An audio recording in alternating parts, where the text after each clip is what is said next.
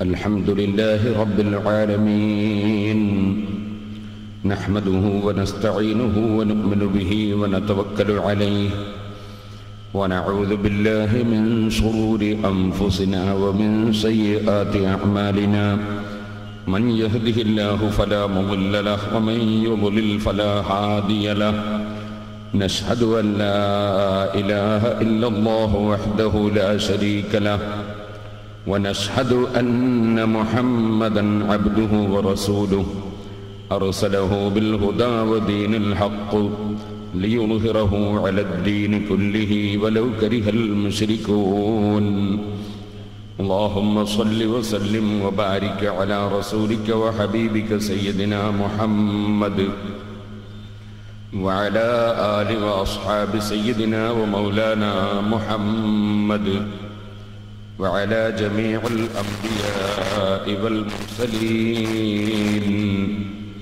والآل والصحابة أجمعين أما بعد أعوذ بالله من الشيطان الرجيم بسم الله الرحمن الرحيم الله الذي خلقكم من ضعف ثم جعل من بعد ضعف قوة ثم جعل من بعد قوة ضعفا وشيبة يخلق ما يشاء وهو العليم القدير صدق الله العلي العظيم صدق وبلغ رسوله النبي الكريم ونحن على ذلك من الشاهدين الشاكرين والحمد لله رب العالمين يسر الفتى طول السلامة والبقاء فكيف ترى طول السلامة يفعل يرد الفتى بعد اعتدال وصحة ينوء إذا رام القيام ويحمل يا رب صل على من هل بالحرم طه الرسول الذي قد خص بالكرم يا رب بالمصطفى بلغ مقاصدنا واغفر لنا ما مضى يا واسع الكرم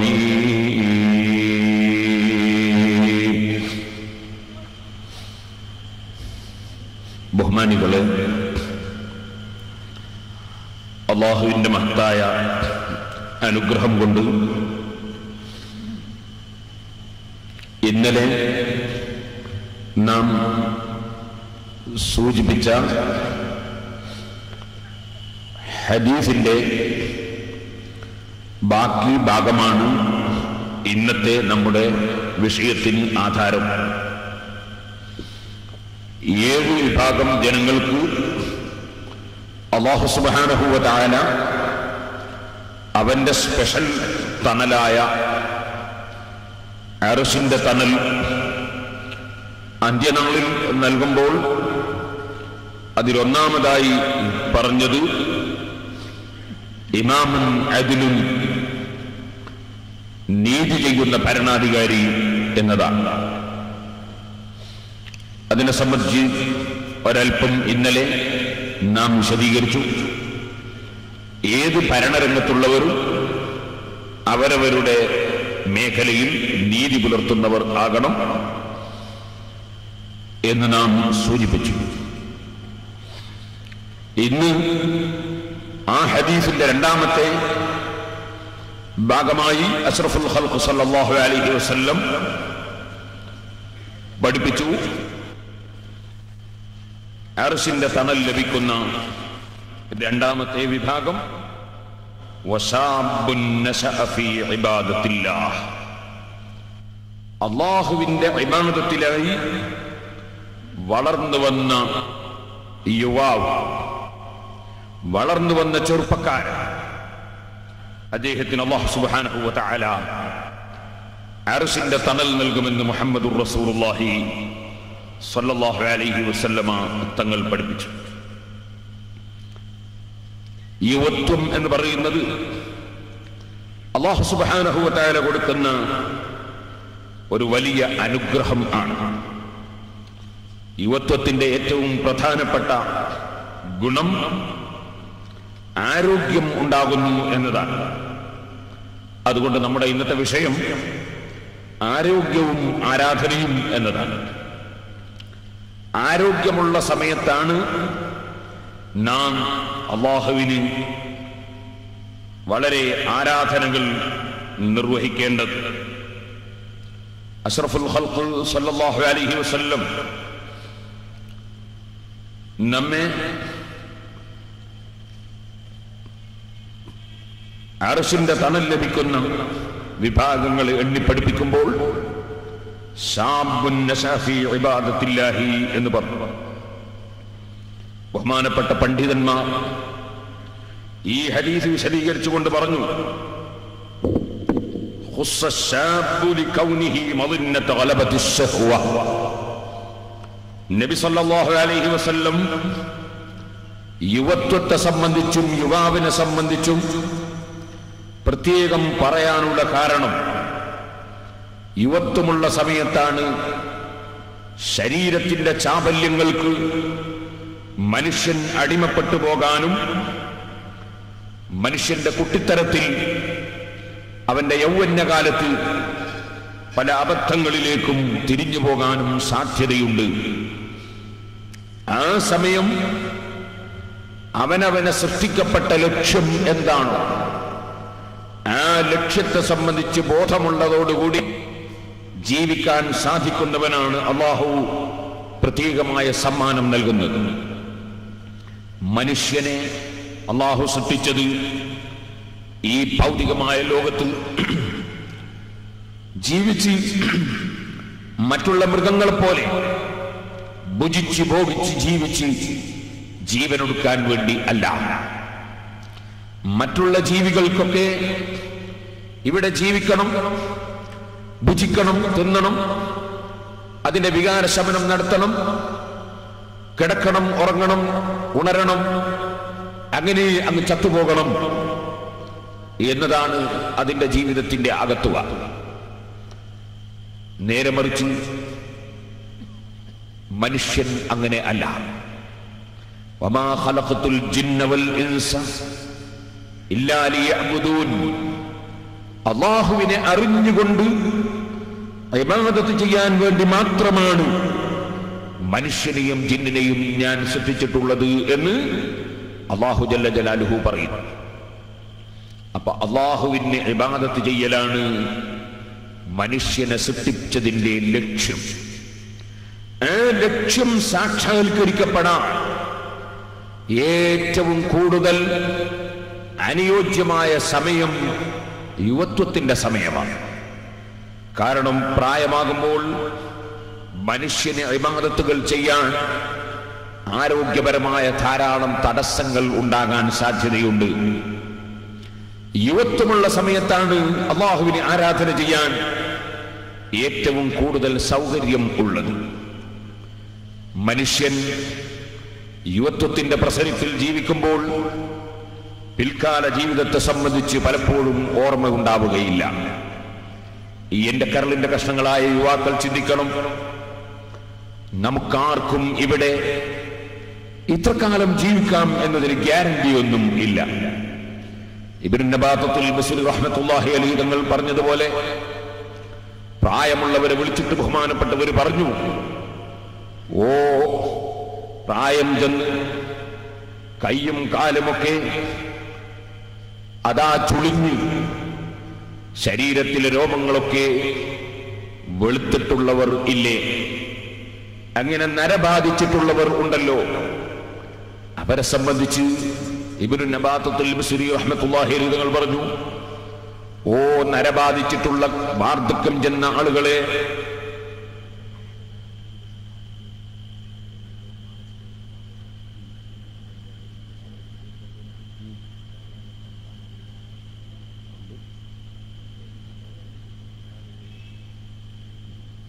വന്നോട്ടെ.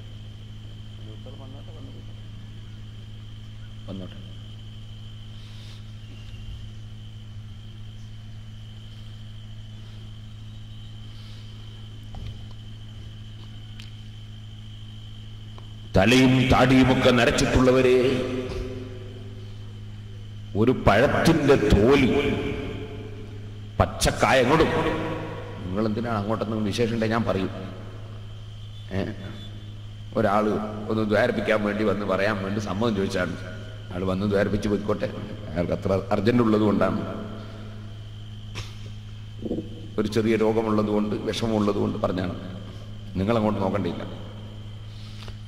പ്രായമായി തലയും താടിയുമൊക്കെ നരച്ചിട്ടുള്ളവരെ, ഒരു പഴം, ഒരു പച്ചക്കായ, അതിന്റെ തോലിന്റെ കളർ മാറിയാൽ പിന്നെ അതുണ്ടോ കൊത്തിയെടുക്കാതെ ആ വാഴക്കുല ആ വാഴയുടെ മേലെ നിർത്തുന്നില്ലല്ലോ. തേങ്ങ വിളഞ്ഞു വരണ്ടു കഴിഞ്ഞാൽ പറിക്കാതെ വെക്കുന്നില്ലല്ലോ.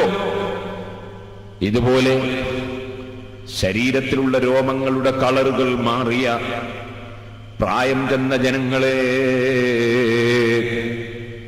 ഇനി പറിക്കാനുള്ള സമയം മാത്രമേ ബാക്കിയുള്ളൂ എന്നത് ജീവിതത്തിൽ ഒരിക്കലും വിസ്മരിച്ചു പോകണ്ട. ഇത് പറഞ്ഞ ഉടനെ ഇബ്നു നബാത്തുൽ മിസ്രി റഹ്മത്തുള്ളാഹി അലൈഹി തന്റെ ഉപദേശത്തിനിടക്ക് പറയുകയാണ്, ഓ ചെറുപ്പക്കാരെ, പഴുത്ത പഴം മാത്രമല്ലല്ലോ പറിക്കാറുള്ളത്, പച്ചക്കായ ഇരിഞ്ഞെടുക്കുന്നത് നിങ്ങൾ കാണാറില്ലേ? പച്ചക്കായ ഇരിഞ്ഞെടുക്കുന്നത് കാണാറില്ലേ? ഇളഞ്ഞൊരു പറിച്ചെടുക്കുന്നത് കാണാറില്ലേ? പച്ചമാങ്ങ തച്ചിടുന്നത് കാണാറില്ലേ? പ്രായമുള്ളപ്പോൾ മാത്രമേ മരണം സംഭവിക്കുകയുള്ളൂ എന്ന ധാരണയോടെ ചെറുപ്പക്കാരാ നീ ജീവിക്കേണ്ടതില്ല. നിന്റെ മുന്നിൽ നിന്ന് അതേ പ്രായം വളരെ കൂടുതലൊന്നും ആയിട്ടില്ല, വിവാഹം തന്നെ കഴിച്ചിട്ടില്ല, അങ്ങനെയുള്ള എത്രയെത്ര ചെറുപ്പക്കാർ വളരെ പെട്ടെന്ന് അപകടത്തിലും അല്ലാതെയുമായി മരിച്ചുപോയവർ ഉണ്ട്. ഓ ചെറുപ്പക്കാരെ, ഓ ചെറുപ്പക്കാരികളെ, മരണത്തിന്റെ സമയം എപ്പോഴാണെന്നതിനെ സംബന്ധിച്ച് പറയാൻ നിർവാഹമില്ല. ചെറിയ കുട്ടികളെ വിളിച്ചിട്ട് ഇബ്നു നബാത്തുൽ മിസ്രി റഹ്മത്തുള്ളാഹി അലൈഹി നിങ്ങൾ പറഞ്ഞു, ഓ പഠിക്കുന്ന വിദ്യാർത്ഥികളെ, പഠിക്കുന്ന ചെറിയ കുട്ടികളെ, പച്ചക്കറി കൃഷി നടക്കുമ്പോൾ നിങ്ങൾ വെള്ളേരിയും കയപ്പയും പടവലവുമൊക്കെ കൃഷി ചെയ്യുമ്പോ അത് മിടിയിട്ട് വരുമ്പോൾ തന്നെ ഈച്ച കുത്തി പോകുന്നത് കാണാറില്ലേ? തെങ്ങിന്റെ മുരട്ട് മച്ചിങ്ങ വീണത്, വെളിച്ചില് വീണത് കാണാറില്ലേ? ഉണ്ണിമാങ്ങ കൊഴിഞ്ഞു പോകുന്നത് കാണാറില്ലേ? ഇവിടെ മരണത്തിനുണ്ടോ പ്രായത്തിന്റെ കണക്ക്? നിശ്ചയിക്കപ്പെട്ട സമയത്ത് ഏതൊരു മനുഷ്യനും മരിക്കേണ്ടി വരില്ലേ? മനുഷ്യനെ അല്ലാഹു സൃഷ്ടിച്ചതെന്തിനാണ്? നിങ്ങൾക്കിവിടെ സുഖിച്ച് ഭോഗിച്ച് ജീവിച്ച് അങ്ങ് മരണപ്പെട്ടു പോകാനല്ല. വമാ ഖലഖതുൽ ജിന്ന വൽ ഇൻസ ഇല്ലാ ലിയഅ്ബുദൂൻ. അല്ലാഹുവിനെ ആരാധിക്കാൻ വേണ്ടി മാത്രമാണ് ജിന്നിനെയും മനുഷ്യനെയും ഞാൻ സൃഷ്ടിച്ചത് എന്ന് സൃഷ്ടിച്ച് സംവിധാനിച്ച് സംരക്ഷിച്ചു വരുന്ന റബ്ബ് അവന്റെ കലാമായ ഖുർആനിൽ നമ്മെ പഠിപ്പിക്കുന്നു. അപ്പോൾ നമ്മുടെ ലക്ഷ്യം എന്താണ് എന്നതിനെ സംബന്ധിച്ച് നമുക്ക് എപ്പോഴും ബോധം വേണം. അള്ളാഹുവിനെ ഇബാദത്ത് എടുക്കാൻ വേണ്ടിയാണ് നമ്മൾ സൃഷ്ടിക്കപ്പെട്ടത്. ആ ഇബാദത്തിനുള്ള സൗകര്യവും ആരോഗ്യവുമുള്ള സമയം യുവത്വമുള്ള സമയമാണ്. പ്രായമുള്ളവരോട് നിങ്ങൾ ചോദിച്ചു നോക്കൂ, അവർ നേരത്തെ സൽക്കർമ്മങ്ങൾ ചെയ്യാൻ മടി കാണിച്ചവരാണെങ്കിൽ ഇപ്പോൾ അവർ ഖേദിക്കുകയാണ്. മരിക്കാൻ അവർക്ക് സന്ദർഭം ഇല്ല. ജിങ്കോരി ഇവിടെ മുന്നിൽ കസേര വെച്ച് പിന്നെ അവിടെ ഉള്ളവരെ എഴുന്നേൽപ്പിക്കണം. നോക്കിയിട്ടല്ലേ ഒരു കാര്യം. ഇവിടെ മുന്നിൽ 1-2 കസേര ഒഴിവുണ്ട്. ഞാൻ പറഞ്ഞു വന്നത് ഇങ്ങോട്ട് ഇനിയിപ്പോൾ അത് നോക്കൂ. എല്ലാവരും നോക്കേണ്ടവർ നോക്കാത്തതുകൊണ്ടാണ് ഞാനിത് നോക്കേണ്ടി വരുന്നത്. ഞാൻ പറഞ്ഞു വന്നത് യുവത്വം ആ യുവത്വം എന്ന് പറയുന്നത് ആരോഗ്യമുള്ള സമയമാണ്. അതിന് നീണ്ട സമയങ്ങളൊന്നുമില്ല. കുറേ കാലം ഞാൻ ആരോഗ്യത്തിൽ തന്നെ നിലനിൽക്കും എന്ന് ചിന്തിക്കുന്നതിന് അർത്ഥമില്ല. ഏത് സമയത്താണ് മനുഷ്യന് രോഗം വരുന്നതെന്നറിയില്ല. എത്ര യുവാക്കളാണ് ഇപ്പോൾ വളരെ ചെറുപ്പത്തിൽ ക്യാൻസർ രോഗം വന്ന് മരിച്ചുപോയവർ, ക്യാൻസർ രോഗത്തിൽ ഇപ്പോഴും കിടക്കുന്നവർ, വളരെ ചെറുപ്പത്തിൽ കിഡ്നിയുടെ രോഗം വന്ന് വിഷമിക്കുന്നവർ, വളരെ ചെറുപ്പത്തിൽ ഹാർട്ടിന്റെ അസുഖം വന്ന് ബുദ്ധിമുട്ടുന്നവർ. ഇന്നലെ എന്നെ സമീപിച്ച ഒരു ചെറുപ്പക്കാരൻ, അദ്ദേഹത്തിന് നടക്കാൻ തന്നെ കഴിയുന്നില്ല, ഒരു കാല് ഇഴഞ്ഞു നടക്കേണ്ടി വരുന്നു. ചെറുപ്പക്കാരൻ, എന്നേക്കാൾ പ്രായം കുറവാണെന്ന് ഞാൻ മനസ്സിലാക്കും.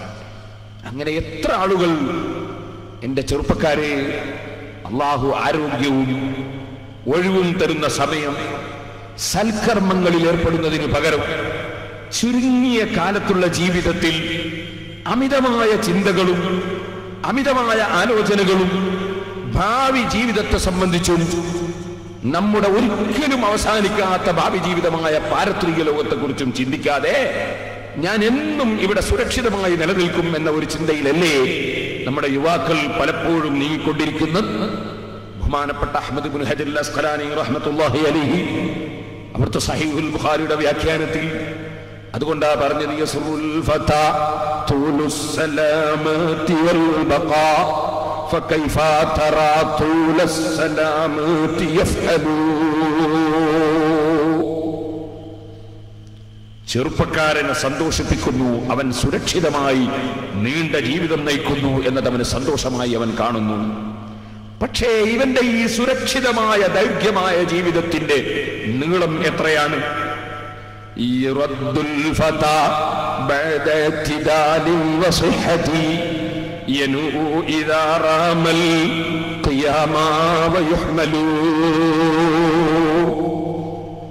ആരോഗ്യത്തോടെ ജീവിക്കുമ്പോൾ ഇതെനിക്കെന്നും നിലനിൽക്കുമെന്ന ചിന്തയിലാണ് മനുഷ്യൻ. പക്ഷേ ആരോഗ്യത്തോടെ ഓടി നടന്ന സമയം, ആരോഗ്യത്തോടെ ചാടുകയും ഓടുകയും എല്ലാ രംഗത്തും പ്രവർത്തിക്കുകയും ചെയ്ത സമയം അത് വളരെ പെട്ടെന്ന് കഴിഞ്ഞുപോയി.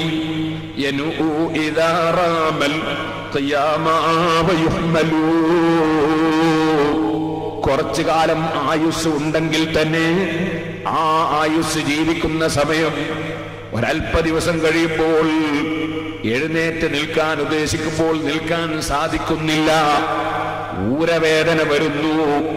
നമ്മൾ കാണുന്നില്ലേ, പള്ളികളിൽ വന്ന് നിസ്കരിക്കാൻ വലിയ താല്പര്യമുള്ള ചിലർ പള്ളിയിലെത്തിയാൽ അവർക്ക് സുജൂദ് ചെയ്യാൻ സാധിക്കുന്നില്ല. അവരൊരു കസേര വെച്ച് നിസ്കരിക്കുന്നു, മേശയിട്ട് സുജൂദ് ചെയ്യുന്നു. മറ്റു ചിലർക്ക് ഇരിക്കാൻ കഴിയുന്നില്ല, നിൽക്കാൻ സാധിക്കുന്നില്ല. അവരുടെ യുവത്വകാലത്ത് ഓടിയവരാണ്, ചാടിയവരാണ്, ശക്തി പ്രകടിപ്പിച്ചവരാണ്. പക്ഷേ ചുരുങ്ങിയ സമയം കൊണ്ട് മാറ്റം വന്നുപോയി. പിന്നെ നോക്കുമ്പോൾ വിചാരിച്ചതുപോലെ ഒന്നും ചെയ്യാൻ സാധിക്കുന്നില്ല. അനുഭവത്തിൽ നമ്മൾ ഇങ്ങനെ കണ്ടുകൊണ്ടിരിക്കുകയല്ലേ സഹോദരന്മാരെ. ഇതുകൊണ്ട് തന്നെ നാം ആദ്യം നമ്മുടെ ജീവിതത്തെ കുറിച്ചൊന്ന് ചിന്തിക്കണം. ബഹുമാനപ്പെട്ട അലി ഇബ്നു അബീ ത്വാലിബ് റളിയല്ലാഹു അൻഹു പറഞ്ഞു, ഇദാ ആസൽ ഫതാ 60 ആമാ ഫനിസ്ഫുൽ ഉംരി തഹ്മഖുൽ ലയാലി. ഒരു 60 വയസ്സൊരു മനുഷ്യന് നമ്മൾ കൂട്ടിയാൽ ആ 60 പാവപ്പെട്ട എനിക്കുണ്ടോ ഇല്ലേ എന്ന് എനിക്കറിയില്ല, നിങ്ങൾക്കും അറിയില്ല. ഒരു 60 വയസ്സുണ്ടെന്ന് തന്നെ വെച്ചാൽ ഏകദേശം ഒരു പകുതി 30 കൊല്ലത്തോളം രാത്രിയിലായി അത് കഴിഞ്ഞുപോയി, ഉറക്കിലും രാത്രിയിലുമായി അത് കഴിഞ്ഞുപോയി.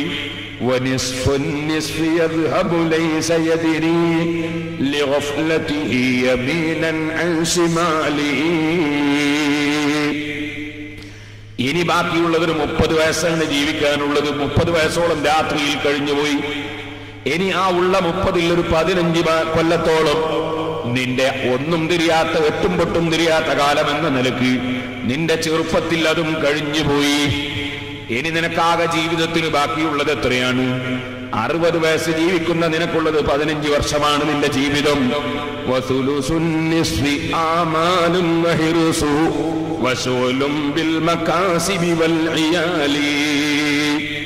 ആ 15 വർഷം നീ ജീവിക്കുമ്പോൾ 60-ൽ ഒരു 15 എടുക്കാനുള്ളൂ.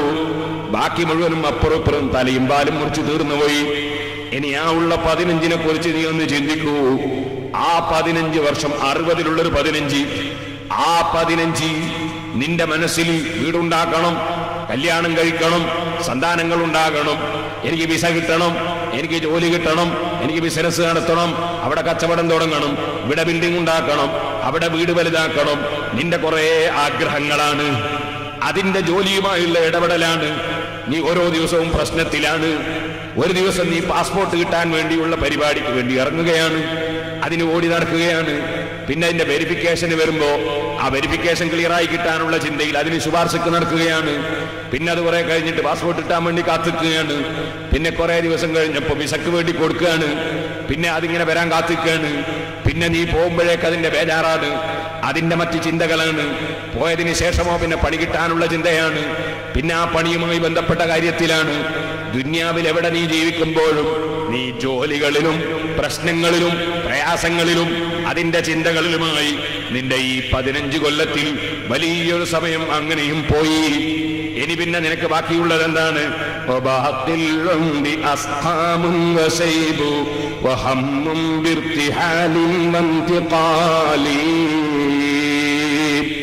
പിന്നെയുള്ളത് ഊരവേദനയാണ്, മുട്ടുവേദനയാണ്, കഴുത്തിന് നീരിറക്കമാണ്, പിന്നെ കൈമെന്ന് കടച്ചലാണ്, പിന്നെ വയറ്റിന് പിടിക്കായ്മയാണ്, പിന്നെ ഗ്യാസ് ട്രബിളാണ്, പിന്നെ കൊളസ്ട്രോളാണ്, പിന്നെ ആ പഞ്ചസാരന്റെ അസുഖമാണ്, പിന്നെയോ പിന്നെ പലതുമായി രോഗങ്ങളാണ്. പിന്നെ നിനക്കുള്ളത് വാർദ്ധക്യം ചെന്ന് നിന്റെ കറുത്ത രോമൊക്കെ വെളുത്തുപോയി. സുബ്ഹാനല്ലാഹ്, നല്ല ഭംഗിയുള്ള സ്ഥലങ്ങളൊക്കെ ചുളിഞ്ഞുപോയി. അങ്ങനെ നിന്റെ ഭംഗി പോയി, നിന്റെ എല്ലാം നശിച്ചുകൊണ്ടിരിക്കുകയാണ്.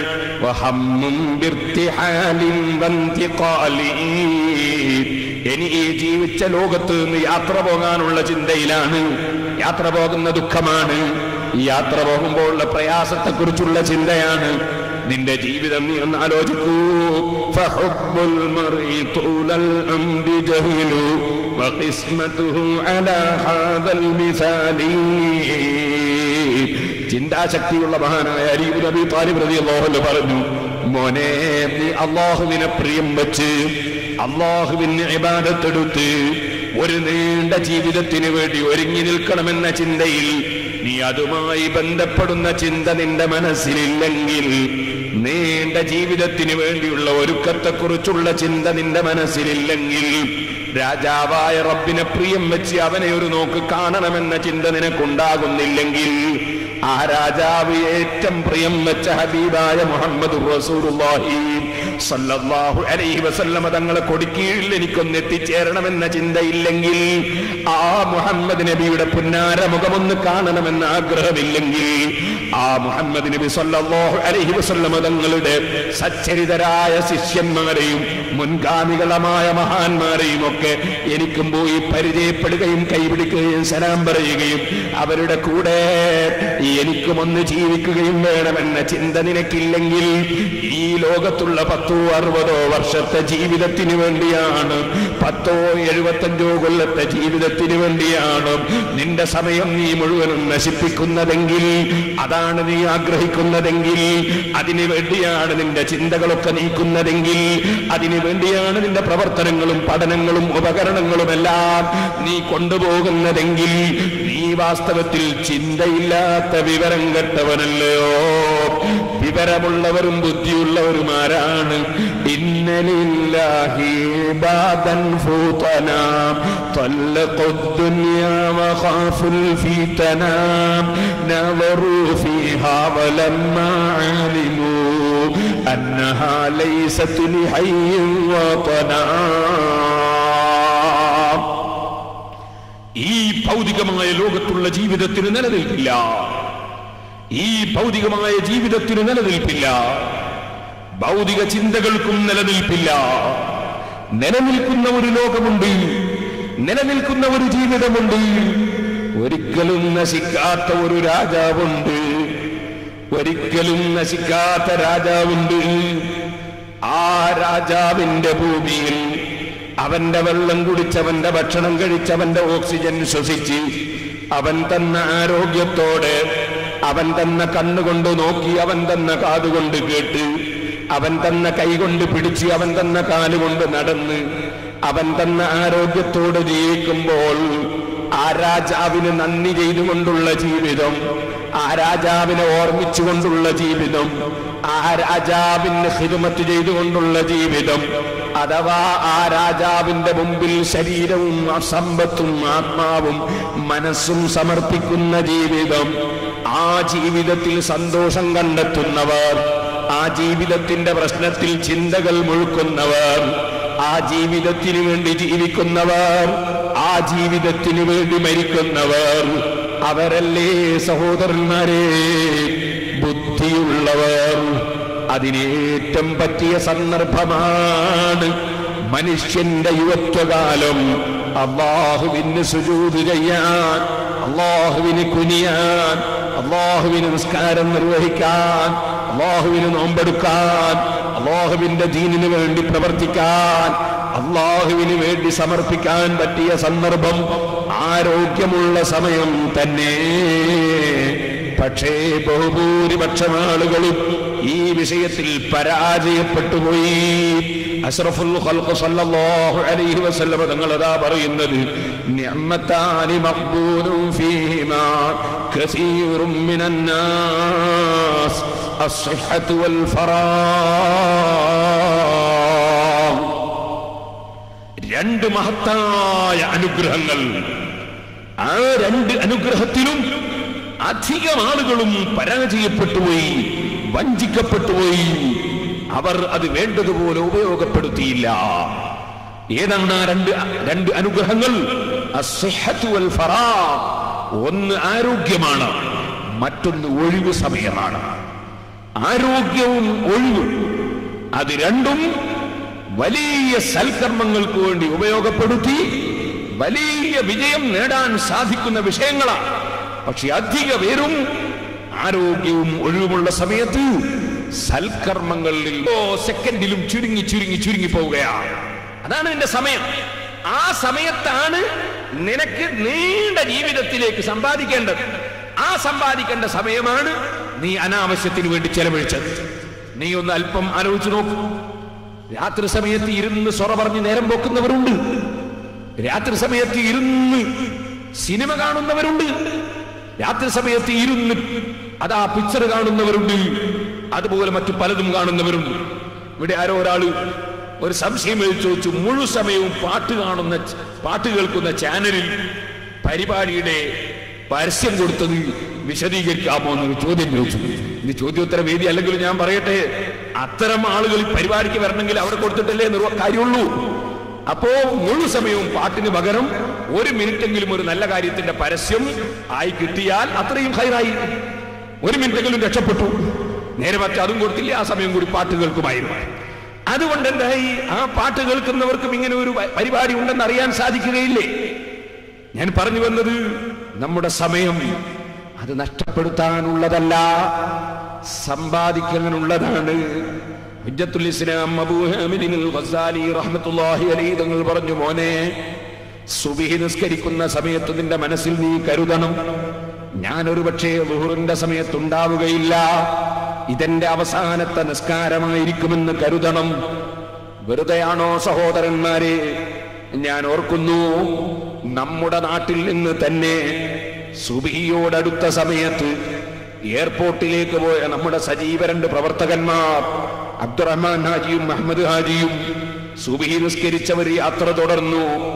അതേ കോഴിക്കോട് എത്തുന്നതിന് മുമ്പ് കൊയിലാണ്ടിയിൽ ആക്സിഡന്റായി മരണപ്പെട്ടു പോയി. അള്ളാഹു അവരുടെ ഖബർ സന്തോഷത്തിലാക്കട്ടെ. അതുപോലെ മരിച്ചുപോയ മുഴുവനാളെ ഖബറുമുള്ള സന്തോഷത്തിലാക്കട്ടെ.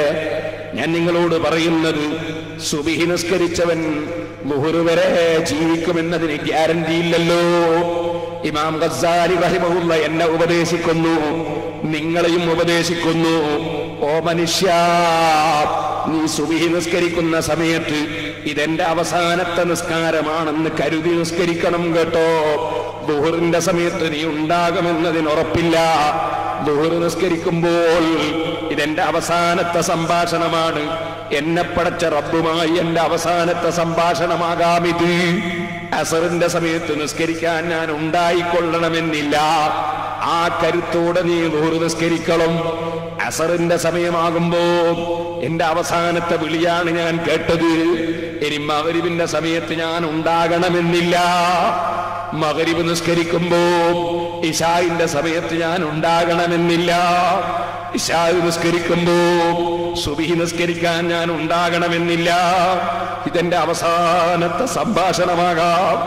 ഈ കേൾക്കുന്നത് അവസാനത്തെ ബാങ്കാകാം. ഈ കേൾക്കുന്ന ഇഖാമത്തിന്റെ അവസാനത്തെ ഇഖാമത്താകാം. ഇനി ഒരു പക്ഷേ എനിക്ക് വേണ്ടി ജനങ്ങൾ നിസ്കരിക്കലാകാം.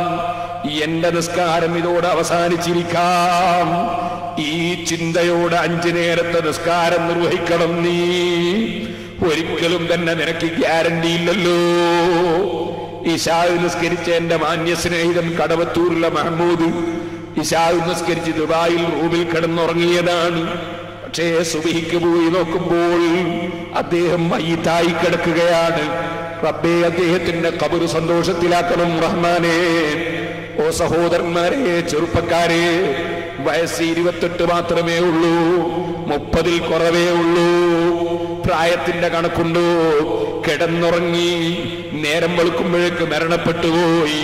ഒരു ചെറുപ്പക്കാരനും ധരിക്കേണ്ടതില്ല ഇനിയും കുറെ നിസ്കാരമുണ്ടെന്ന് ധരിക്കേണ്ടതില്ല. പ്രസംഗിക്കുന്ന മുസ്ലിയാര് കണക്കിലെടുക്കേണ്ടതില്ല. എനിക്കിനിയും കുറെ ദിവസം അത് പറയാനുണ്ടെന്ന് ചിന്തിക്കേണ്ടതില്ല. പ്രസംഗിക്കുന്ന മുസ്ലിയാരുടെ അവസാനത്തതായി കൂടുന്നില്ല.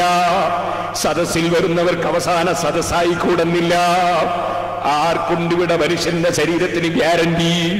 അതുകൊണ്ട് തന്നെ ഇമാം ഗസാലി റഹിമഹുല്ലാഹ് പറയുന്നു, നീ പടച്ച റബ്ബിന്റെ മുമ്പിൽ പോയി അല്ലാഹു അക്ബർ, അല്ല വലിയവനാണെന്ന് പറയുമ്പോ നീ അത് പറയാൻ മടിക്കേണ്ടതില്ല.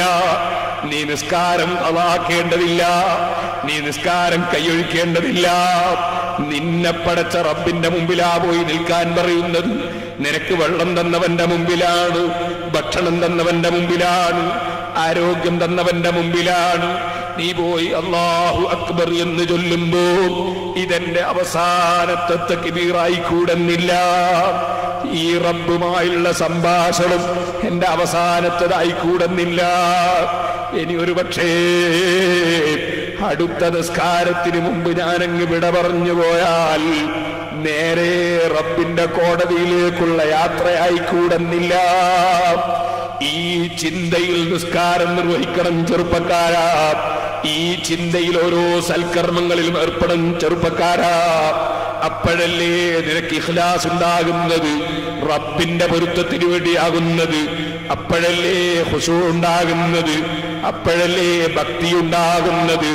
എല്ലാ പ്രവർത്തനങ്ങളും ഭൗതികവൽക്കരിച്ചു പോയി. രാഷ്ട്രീയം പോലെ, ബിസിനസ് പോലെ, മറ്റ് ഭൗതിക വിഷയങ്ങളെ പോലെ മനുഷ്യന്റെ സൽക്കർമ്മങ്ങളും ഇബാദത്തുകളും നമുക്ക് തരം താഴ്ത്തിക്കൂടാ.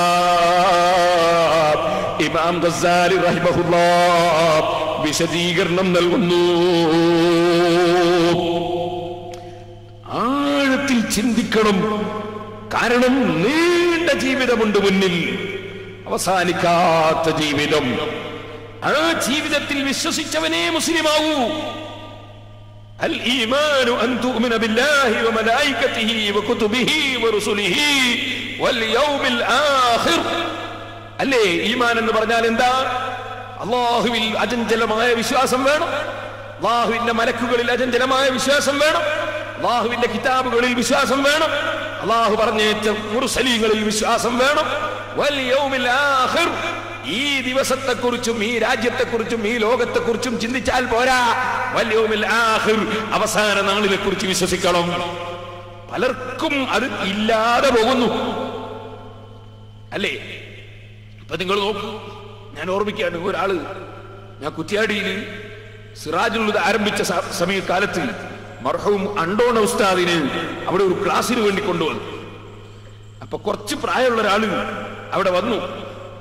അപ്പൊ ഉസ്താദ് അവர்கள் അദ്ദേഹത്തോട് പറഞ്ഞു, നിങ്ങൾ അഹ്ലുസുന്നത്തി വൽ ജമാഅത്തിൽ, സുന്നത്ത് ജമാഅത്തിൽ ഉറച്ചു നിൽക്കണം. അല്ലാഹുവിന്റെ റസൂലും അവിടുത്തെ സഹാബത്തും കഴിഞ്ഞുപോയ സർവ്വ ഇമാമിങ്ങളും ഔലിയാക്കളും ആരിഫീങ്ങളും മുഴുവനും നടന്നു വന്ന വഴിയാണ് സുന്നത്ത് ജമാഅത്ത്. ഈ നാദാവൃത്തി ഇസ്ലാം ദീൻ കൊണ്ടുവന്നവർ, ഈ നാദാവൃത്തി ജീവിച്ച് മരണപ്പെട്ടു പോയ വലിയ വലിയ ഔലിയാക്കൾ, ആലിമീങ്ങൾ, ആരിഫീങ്ങൾ, അവരൊക്കെ ജീവിച്ച വഴി സുന്നത്ത് ജമാഅത്താണ്. നമ്മളൊക്കെ ആദരിച്ചിരുന്ന മഹാന്മാർ, അവരൊക്കെ വിശ്വസിച്ചത് സുന്നത്ത് ജമാഅത്താണ്. നാദാവൃത്തി അടുത്ത് നമ്മെ വിട്ടുപിരിഞ്ഞു പോയ മർഹൂം കീന ഉസ്താദ് അല്ലാഹു ദർജ വർദ്ധിപ്പിക്കട്ടെ, സുന്നത്ത് ജമാഅത്ത് ഇന്റെ വക്താവാണ്. ശംസുൽ ഉലമാ ഖുതുബി മുഹമ്മദ് മുസ്ലിയാർ നവറല്ലാഹു മർഖദ സുന്നത്ത് ജമാഅത്തിൽ ഉറച്ചു നിന്നവരാണ്. മാറക്കടവിൽ മതനേതൃത്വം നൽകിയ ആത്മീയ നേതാവ് കണാരണ്ടി ഉസ്താദും തൈക്കട്ടി ഉസ്താദും അതിനു മുമ്പ് അവിടുത്തെ വലിയ ഖാദിയാരും ഒക്കെ സുന്നത്ത് ജമാഅത്ത് ഉറച്ചു നിന്നവരാണ്. കാങ്ങാട്ട് ഉസ്താദ് സുന്നത്ത് ജമാഅത്തിന്റെ വക്താവാണ്.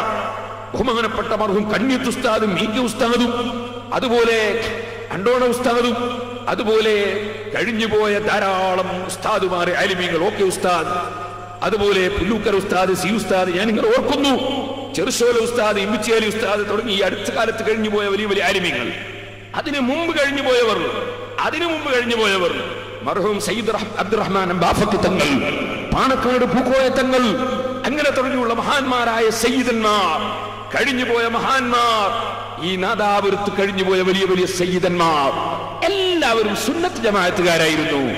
അതിനപ്പുറം അവർക്കൊന്നും ചിന്തയില്ലായിരുന്നു. അവരാരും അവരുടെ ഭാര്യ അങ്ങനെ പള്ളിയിലേക്ക് വിളിച്ചു കൊണ്ടുപോയില്ല. അവരാരും മൗലിദിനെ എതിർത്തില്ല. അവരാരും നബിദിനത്തിനെ എതിർത്തില്ല. അവരാരും ദിക്റ് ചൊല്ലുന്നതിനെ എതിർത്തില്ല.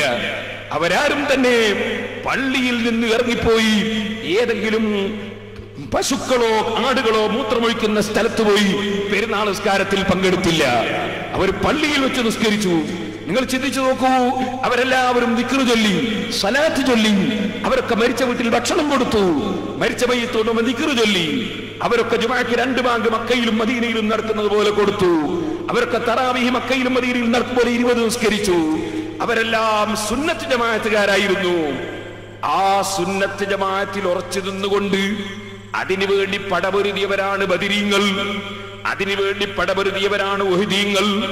അത് ആ സുന്നത്ത് ജമാഅത്തിന് വേണ്ടി ജീവൻ ബലിയർപ്പിച്ചവരാണ് സഹാബത്തും താബീങ്ങളും ഇമാമിങ്ങളും.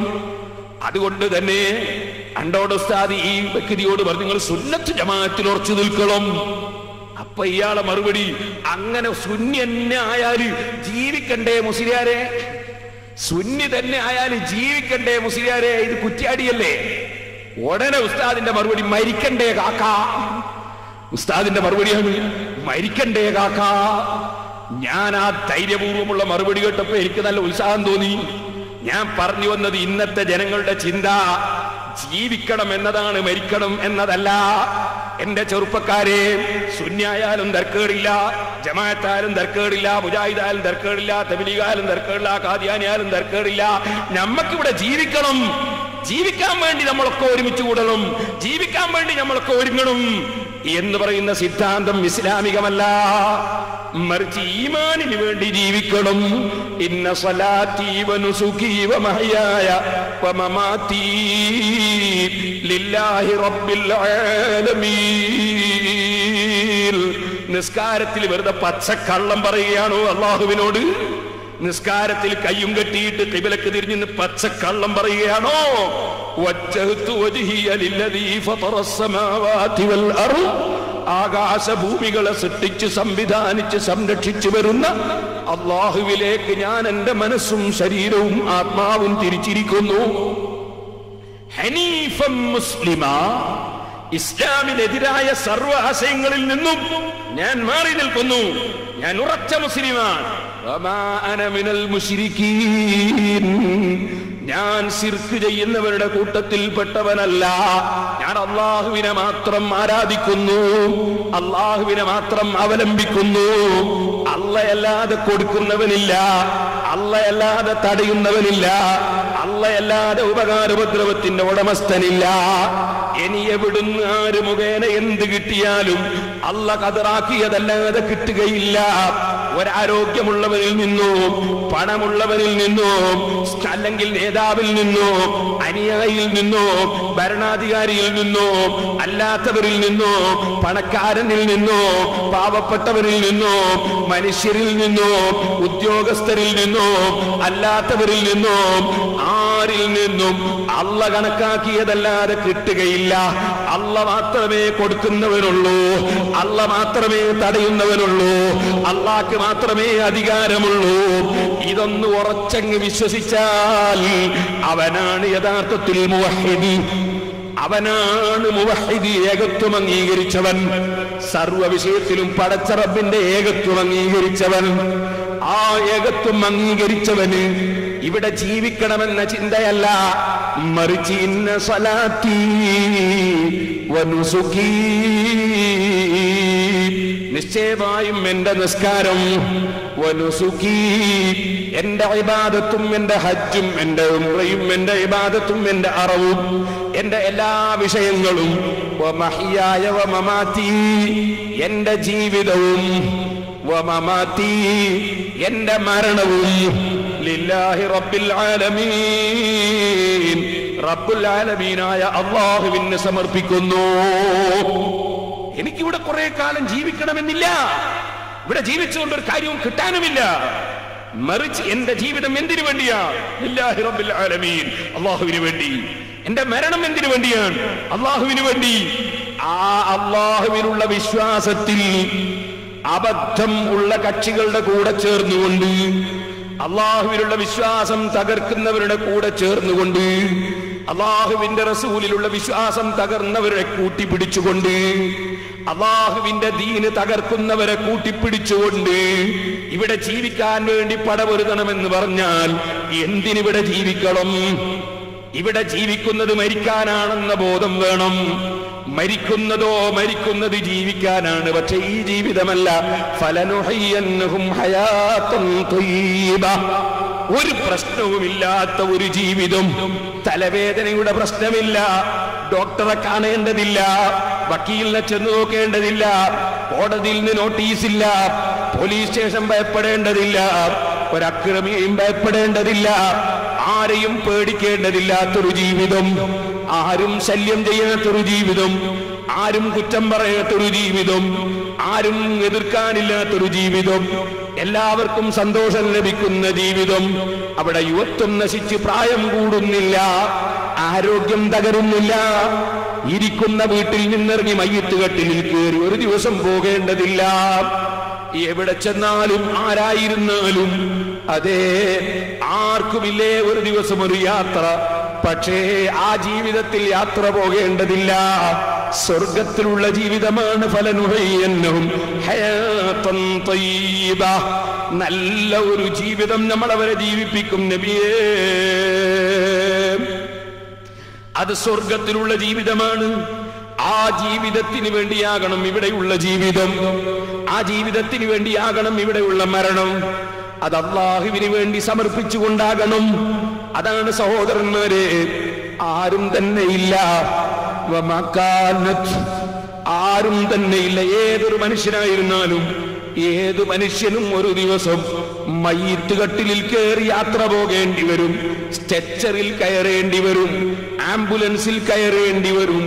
അതിനു മുമ്പ് നീണ്ട ജീവിതത്തിനു വേണ്ടി മനുഷ്യൻ ചിന്തിച്ചാൽ അവനല്ലേ ബുദ്ധിയുള്ളവൻ. ഇവിടെ ജീവിക്കണമെന്ന് ചിന്തിക്കുന്നതിന് പകരം ഇവിടെ ജീവിച്ചാലും ജീവിച്ചില്ലെങ്കിലും ജീവിക്കേണ്ട സ്ഥലത്ത് ജീവിക്കണം. അപ്പോഴാണ് ഈമാനിന് വില കൽപ്പിക്കുന്നത്, അപ്പോഴാ സുന്നത്ത് ജമാഅത്തിന് വില കൽപ്പിക്കുന്നത്, അപ്പോഴാ ദീനിന് വില കൽപ്പിക്കുന്നത്. ഇല്ലെങ്കിൽ ഇവിടെ ജീവിച്ച് മരിക്കണം, ജീവിക്കണം എന്ന ചിന്തയ്ക്ക് ജീവിക്കാൻ സംഘടിക്കണം, ജീവിക്കാൻ ഒരുങ്ങണം, ജീവിക്കാൻ ആയുധമുണ്ടാക്കണം എന്ന് ചിന്തിക്കുന്നതിന് പകരം മരിക്കാൻ ഒരുങ്ങണം, മരണത്തിന്റെ ശേഷമുള്ള ജീവിതം വിജയിക്കണം. ഇത് ചിന്തിക്കാത്തത് കൊണ്ടാ ഉസ്താദ് ചോദിച്ചത്, മരിക്കണ്ട കാക്ക, ജീവിച്ചാൽ മതിയോ? ഇന്ന സ്വലാത്തി വനുസുഖി വമഹ്യായ വമമാതി ലില്ലാഹി റബ്ബിൽ ആലമീൻ, എന്റെ ജീവിതവും മരണവും അല്ലാഹുവിന് സമർപ്പിക്കുന്നു. ജീവിക്കുന്നത് അല്ലാഹുവിന് വേണ്ടി, പ്രവർത്തിക്കുന്നത് അല്ലാഹുവിന് വേണ്ടി. അപ്പൊ അല്ലാഹു പൊരുത്തപ്പെട്ടതേ വിശ്വസിക്കാവൂ. അല്ലാഹു പൊരുത്തപ്പെട്ടതേ അംഗീകരിക്കാവൂ, അല്ലാഹു പൊരുത്തപ്പെട്ടതേ പ്രവർത്തിക്കാവൂ. അല്ലാഹു പൊരുത്തപ്പെടാത്തത് കൈയൊഴിക്കണം, വിശ്വാസരംഗത്ത് കൈയൊഴിക്കണം, അല്ലാത്ത സ്ഥലത്ത് കൈയൊഴിക്കണം. അപ്പൊ നമുക്ക് ആരാണ് മാതൃക?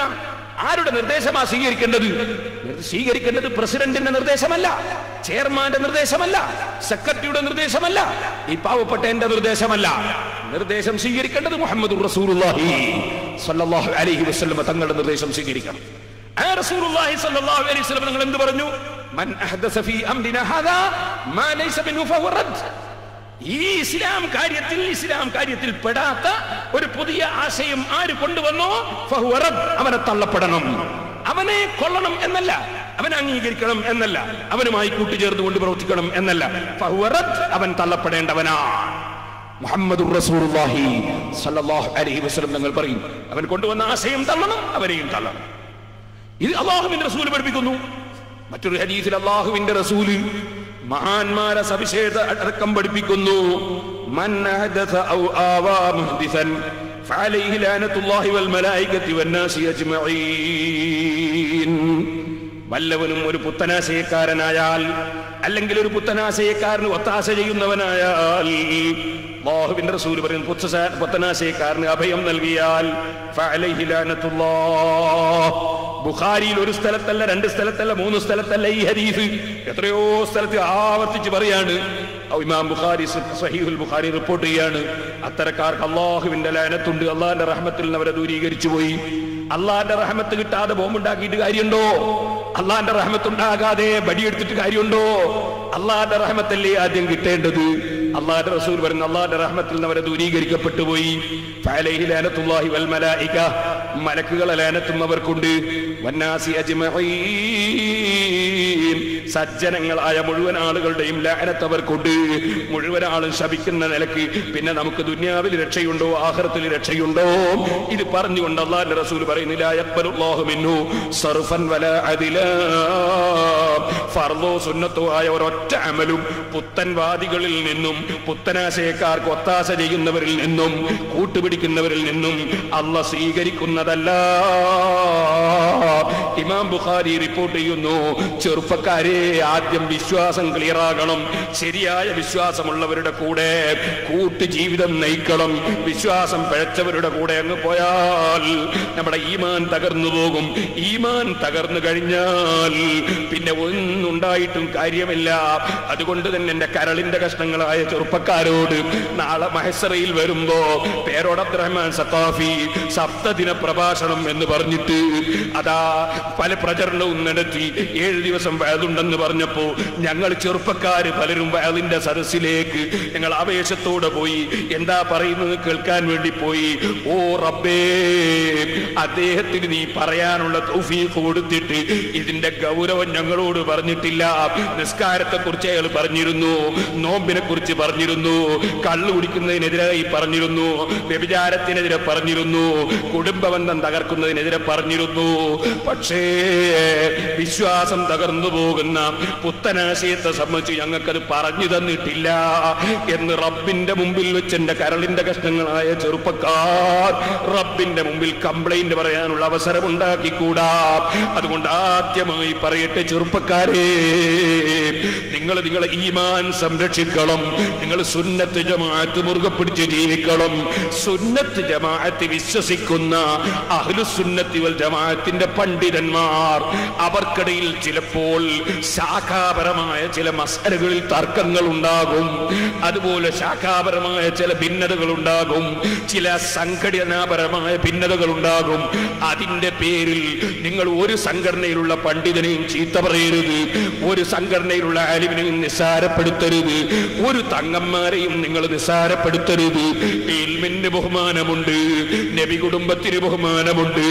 അത് നമ്മളെ സംഘടന ആയാലും ഇല്ലെങ്കിലും നബിയുടെ കുടുംബം കുടുംബം തന്നെ. നമ്മളെ സംഘടന ആയാലും ഇല്ലെങ്കിലും പണ്ഡിതന്മാര് തന്നെ. നമ്മളെ ഈമാനിന് കേടുവരുന്ന ഒരു വിഷയത്തിലും നമ്മൾ ഇറങ്ങിപ്പോകരുത് കേട്ടോ. നല്ലവരുമായി കൂട്ടുചേർന്ന് ജീവിക്കണം.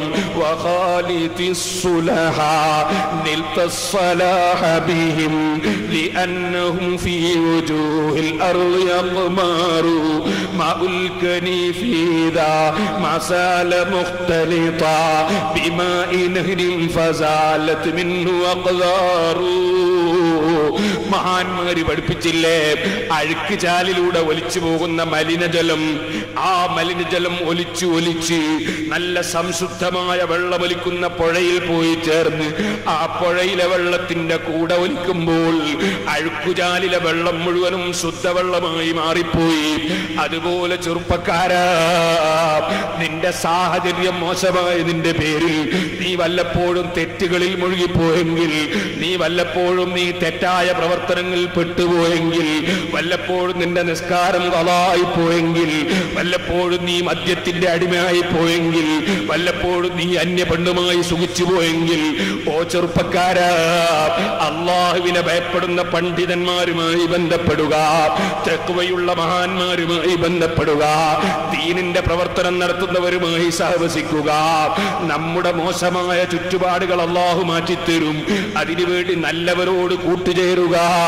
അതാണ് അള്ളാഹുവിന്റെ റസൂല് പഠിപ്പിച്ചത്. മസലു ജലീസി സാലിഹ് കമസലി ജലീസിൽ അത്താർ. നല്ലവരുടെ കൂടെ പോയി ഇരിക്കുന്നവൻ, നല്ലവരുടെ സദസ്സിൽ പങ്കെടുക്കുന്നവൻ, കമസലി ജലീസിൽ അത്താർ. സുഗന്ധം വിറ്റുകൊണ്ടിരിക്കുന്ന അത്തർ കച്ചവടക്കാരന്റെ സമീപത്തിരിക്കുന്നവനെ പോലെയാണ്. ഇടക്കിടക്ക് അവരും അത്തർ പുരട്ടിക്കിട്ടുന്നു. അഥവാ പുരട്ടിക്കിട്ടുന്നില്ലെങ്കിൽ തന്നെ അദ്ദേഹത്തിന്റെ സദസ്സിൽ ഇറങ്ങിപ്പോകുന്നത് വരെ നമുക്ക് അത്തറിന്റെ മണം കിട്ടുന്നത് പോലെ, അത്തരക്കാരെ സദസ്സിന് പോകുന്നത് വരെ നമ്മൾ ദിക്റിലും സ്വലാത്തിലും ദുആയിലും ഇൽമു കേൾക്കുന്നതിലും സൽക്കർമ്മത്തിലും നല്ല ചിന്തയിലും അല്ലാഹുവിനെ കുറിച്ചുള്ള ചിന്തയിലും മരണത്തെക്കുറിച്ചുള്ള ചിന്തയിലുമായി നമ്മുടെ ജീവിതം അല്പസമയമെങ്കിലും നല്ലതിൽ മുഴുകി കിട്ടുന്നു. നല്ലവരുമായുള്ള കൂട്ടുകെട്ടുകളും മോശക്കാരുമായുള്ള കൂട്ടുകെട്ടുകൾ ഒഴിവാക്കി കളയണം. ഉണ്ടെങ്കിലേ